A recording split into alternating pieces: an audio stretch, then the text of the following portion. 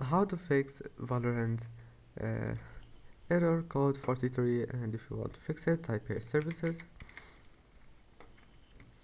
scroll down until you find here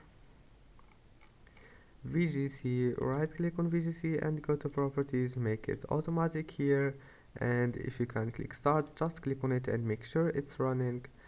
then click apply and OK, close this window. After that, open file explorer, type here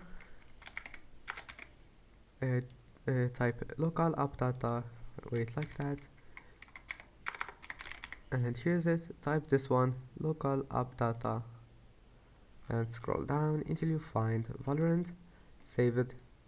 logs, and now delete all those logs here and click delete, and also go back and go to config, crash report, and delete all the files that you will find here, right click and click delete. And I hope that can help you. Don't forget to like and see you in the next video.